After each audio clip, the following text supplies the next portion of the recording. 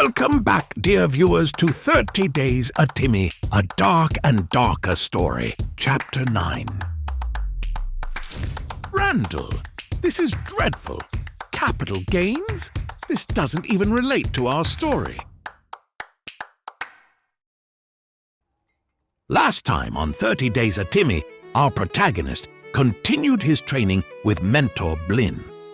He learned about the Bardiche, a weapon that has most certainly piqued his interest. He and Blinn also pushed themselves to the limit by taking on larger groups of adventurers. And last but not least, Timmy challenged Blinn to a duel to the death. Now, Timmy has returned to town not quite sure what to do next. The Bardiche certainly has piqued his interest, but that cave troll he saw during training with Blinn seems like a fearsome foe. Fortunately, Timmy had you, dear viewers, to help him with this decision. Troll hunting it is. A big thanks to everyone who participated in this first vote to determine Timmy's story. For those who were hoping to see Timmy learn the Bardiche, rest assured he still has a strong interest in mastering this weapon in the future. As Timmy entered his first dungeon delve with a troll hunt in mind, he contemplated the best approach. I can't exactly hope that I'll just get lucky and enter the dungeon near the troll, so perhaps this is an opportunity to practice my knowledge of the dungeon as well. I need to really optimize my movement if I'm going to make it to the troll in time each run. As Timmy was hitting his stride, something a bit funny happened. Right there, looting a bat. A clean kill, and versus a warlock no less. This felt a bit strange to Timmy. Did I just get the jump on him because I was rushing for the troll? Timmy thought. Perhaps Timmy is not only discovering a means to reach the troll quickly, but also an approach to hunting other combatants that he hadn't considered. That element of surprise sure was effective. Eventually, Timmy reached the troll's lair. He already hears someone engaging with the troll down below. Should I engage or observe how they handle this foe? Timmy thinks to himself. I'll observe and then engage once he's finished. First, though, this blasted spider. Unfortunately, Timmy was a bit too late to the party. The troll has already been felled, and Timmy has gleaned little to no information. Timmy thinks with no remorse or sense of honor. Well, I guess time to see if I can take him out then. This bard is mighty fast, though.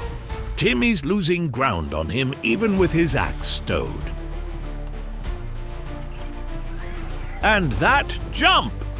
Timmy has absolutely no idea how the bard made that jump.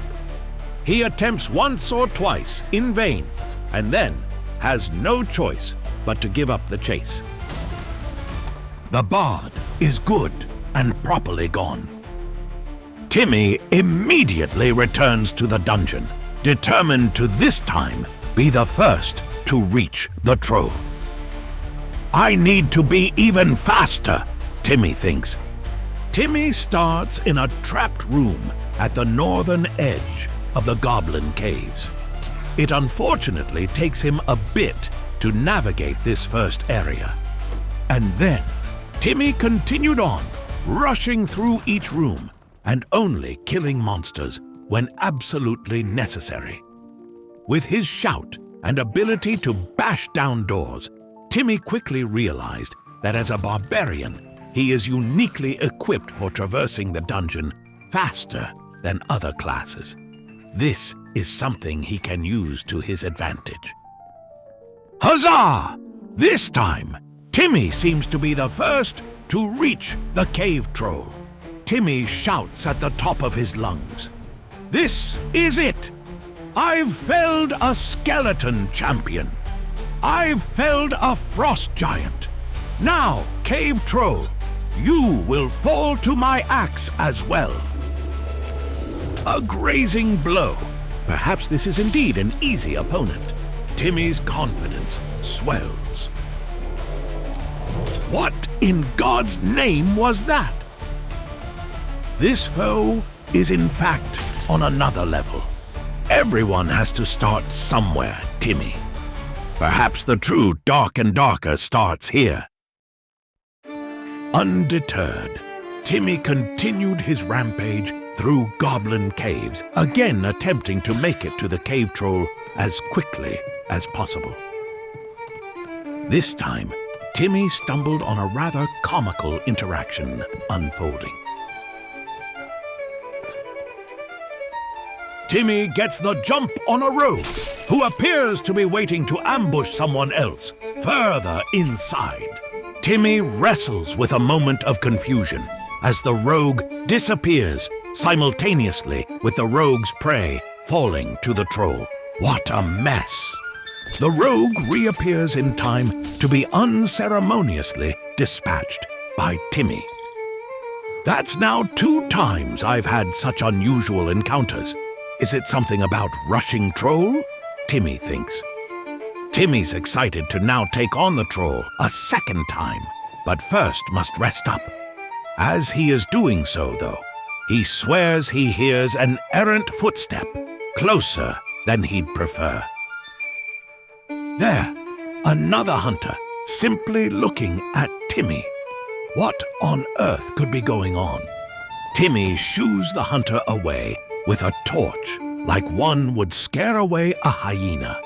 He even swears he can hear fearful yipping in the distance as the strange creature retreats. Timmy returns to his preparations, but feels a bit apprehensive that this hyena is truly gone. Perhaps the smell of meat will continue to draw him back. And sure enough, a short time later, the hyena returns.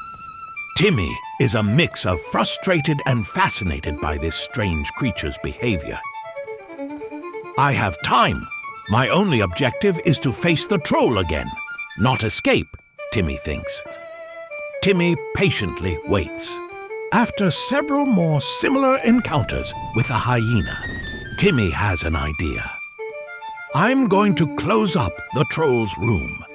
That may present a unique opportunity to catch this foe. Timmy slowly creeps back to the door, and sure enough, hears it being opened again. No doubt by the hyena.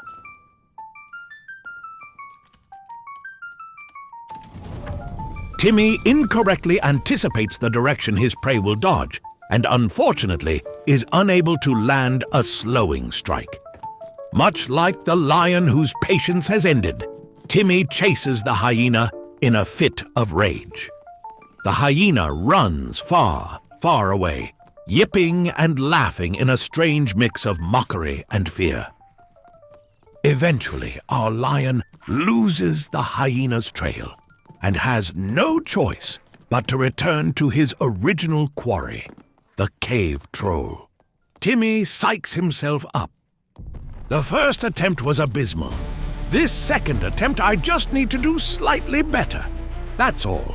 Some improvement. Any improvement. Timmy, I'm not sure if I'd call that improvement. On Timmy's next foray into the goblin caves, he thought to himself, every foe up until this point has had some sort of pattern. The trouble with this cave troll is the fight is over so quickly that I don't have an opportunity to identify it. This next time, I'm going to properly evaluate the troll for a bit before I even attack. Perhaps I'll simply watch its attacks without even having my axe out. I need to properly study this foe. As Timmy was yet again rushing to the troll, he stumbled on a rogue. Oh my, this truly is a viable style of hunting, isn't it? Timmy thought. The two danced for quite some time, with even several goblins joining the fray. After all, Timmy had skipped several rooms of monsters at this point. The goblins added an element of chaos to the encounter that Timmy rather enjoyed. In a controlled environment, the rogue can manage his distance to me and wear me down. But these goblins sure do throw a wrench in the works, don't they?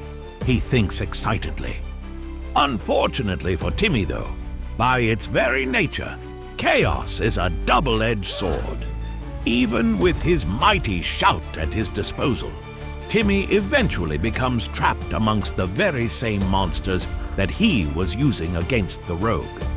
Perhaps that strategy needs a bit more time to simmer Timmy, but good effort. And simmer it did. You see, despite his best efforts, Timmy struggled to reach the troll undisturbed again for quite some time. What he did find, though, was encounter after encounter, which allowed him to hone this new, reckless barbarian style. He never took his eyes off the troll. But jeepers did he find many good hunts in the process, simply by way of charging from room to room, bringing all manner of monsters with him. Now, of course, that means he fell quite often as well. But what a thrill it was, even in those moments. It had been 3 or 4 dungeon delves without another encounter with the cave troll, when something truly special happened for our dear Timmy. To avoid any disappointment, no, this was not a successful slaying of the troll. This, dear viewer, was something else entirely. Timmy was on his usual rampage when he heard a bard closing in fast from behind. Timmy considered his options. I could run along to the troll? No. At my core, I am still a hunter. If this bard wants a fight, he'll get it. Timmy is yet again blocked by his own instruments of chaos and can't make the first strike. Goblin poison coursing through his veins. Timmy has to play this cautiously now. The bard is advantaged. Timmy lands a hit above the bard's shield, but Timmy's wounds are becoming desperate. He needs to trade carefully. Timmy opts to evade for a bit, perhaps to heal up, or to give the goblins an opportunity to wear down this bard. Timmy unfortunately loses sight of the bard, however, and is wary to even look behind to see if he's still being chased. Finally, Timmy spots him on the bridge and feels comfortable drinking a potion. The bard drops down, determined to prevent Timmy from healing, and in a split-second reaction, Timmy swings into the darkness. He connects! Unfortunately for Timmy, he's not out of the woods yet. A door opens overhead. Timmy still has a bit of time, however. This room is still rife with goblins, and the foe above does not seem to have heard the skirmish. Timmy, however, is also running low on healing items and must remain absolutely silent. All this considered, Timmy opts to simply rest for as long as he can to mend his wounds.